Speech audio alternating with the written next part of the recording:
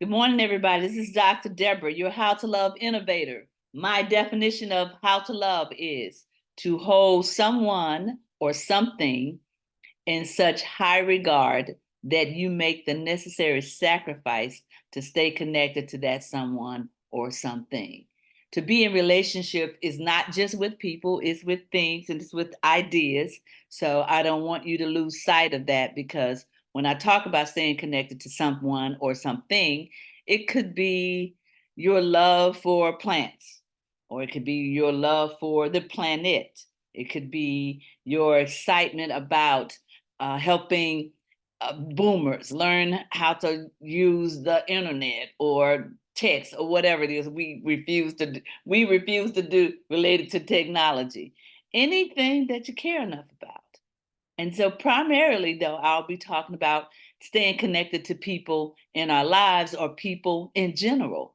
And there's a way to do that that signals love. Love is not this romantic thing that they created some centuries ago to entice women perhaps to get married because they were like property. But I get off. I digress. But love is bigger than that. And my goal and my call in this world is to help us see that love is bigger than that and learn how to do it effectively, not because we've been through something, but because we just have learned how to do it and we know how valuable it is. When I say been through something, usually when a person has gone through a lot, somehow they figure out that they have to let this thing go if they are going to be free, if they're going to be happy, whatever that thing is. And then sometimes people go through stuff and they never get to the other side of it. So just understand that I understand that sometimes people just won't let it go and can't let it go, and therefore they don't. And then, but those who do realize that what they have done is learned how to love. So today, I want to highlight a friend of mine. I've been knowing her, I guess, for at least 40 years or more. We met in our 20s, and it gives you some ideas about how old we are now.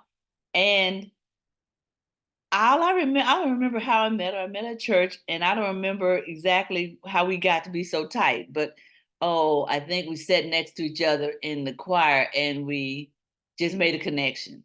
And so we became friends, laughed and talked about a lot of things, and did some traveling. Used to go to the Essence Music Festival every year and just have a great time eating and in New Orleans and just having fun. She's from Philadelphia. Name is Rochelle.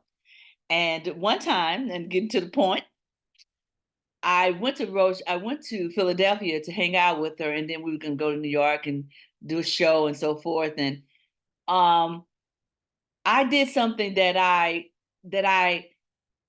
I'm just I'm I is I'm not gonna tell you what it is. Just know that. But while I say that, know this: it has nothing to do with a man. It has nothing to do with sex. It has nothing to do with money. I am so over us thinking that the only things that are really wrong is when we do something around sex that somebody don't agree with, or we do something with money that somebody don't agree with. There are a whole lot of more things you can do that are unloving and unkind and that are wrong that has nothing to do with those two things. So just broaden your perspective about that. You can tell how over I am. So let me just breathe and get back to my story.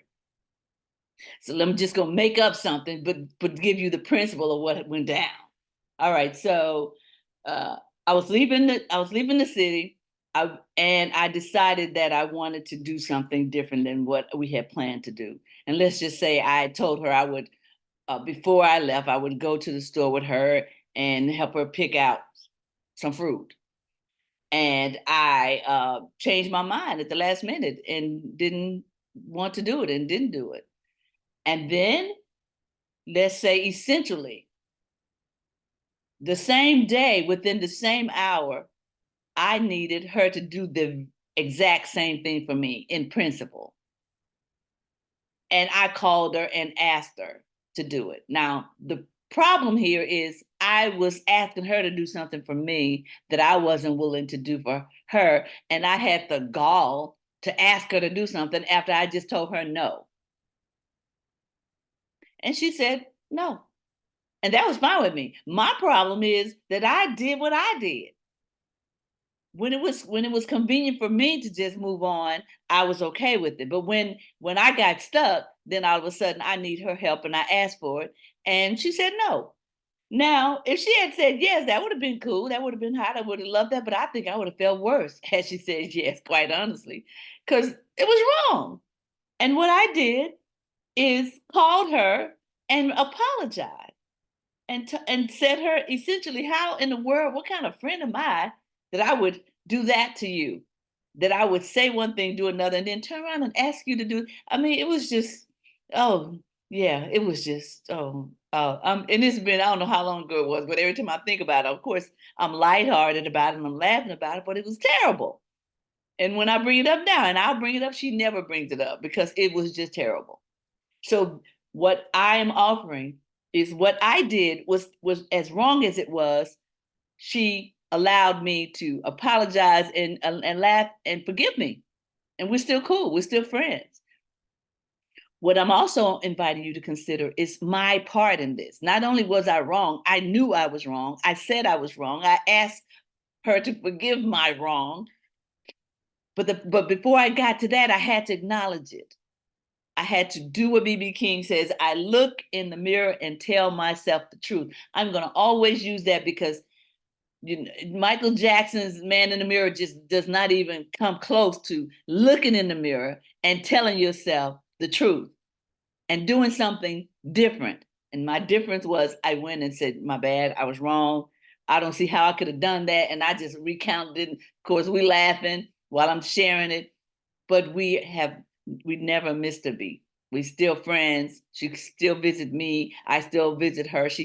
My baby got married this year, last year now, and she asked me who I wanted to come, and Rochelle was on the top of the list, and she came because we are still buddies. We're still friends, and we can talk right now, laugh about that, laugh about some other things. But the whole point here, people, is that when you want to be connected to someone, when you value the relationship, you do what it takes to to stay connected to the person. What I did was acknowledge that I was wrong, and I called her and said, this is bad. Please, I'm sorry. And what she did was say, "Cool, okay." I don't remember what she said. I just remember her laughing at me, saying, "I can't believe I did this," and I don't remember her even saying, "You're okay," or I don't remember any of that because the way she treated me is what let me know that everything was cool. The way she responded when I came to her with the truth, not my truth, but the truth, she responded uh, lovingly and received it.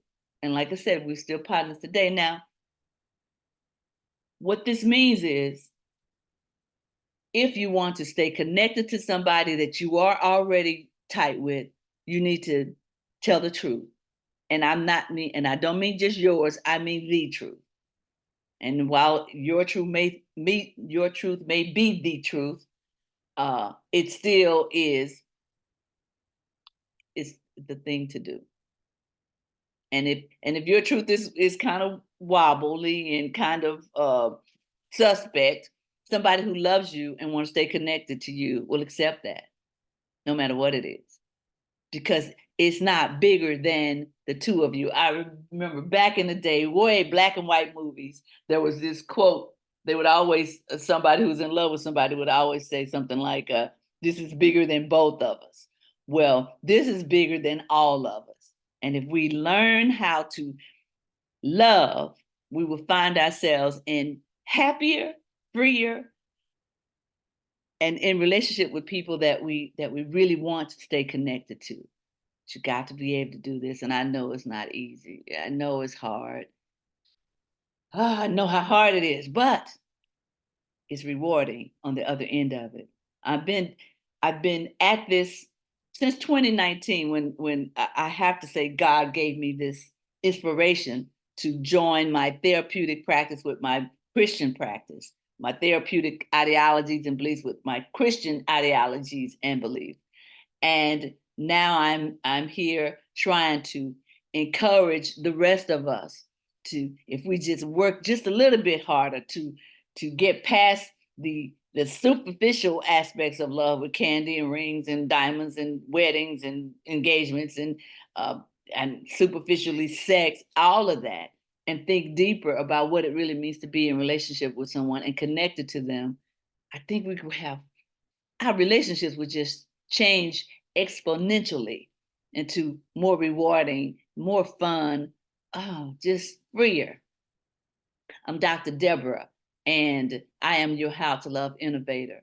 If you are interested in learning how to be a better person, email me, Dr. Deborah at howtolove.us. If you are a counselor or a therapist and you're struggling with clients whose belief systems you struggle with and you can't hear them for thinking about what they're saying that they did, or you got judgments about it, Dr. Deborah at howtolove.us. You are a church counselor and you hearing people tell you stuff and that's another story. Let me just stay with what I'm saying, that you struggle with. Then you need to learn how to love. If you are a leader in any kind of organization, especially a faith-based organization, because we're failing people left and right. If you're a leader or an administrator in a counseling organization that is faith-based or period, then you need to learn how to love, because I've heard some stories, I'm just saying, about how you guys are treating clients, how you treating your interns. I'm a supervisor of interns, so I hear these stories. So, Dr. Deborah at howtolove.us. My number, you can call me 800-361-9068. Leave a message. And if you want to, have some conversations online, we can do that. I got some classes that I'm offering, How to Love, starting in the end of January. So there are a lot of opportunities to learn this, and it's never too late, because it is not about how people receive what you offer. It's about the heart that you have in offering it and giving it. Until we talk again, or till you listen again, this has been Dr. Deborah. Uh, and love is bigger than all of us. How to love is bigger than all of us.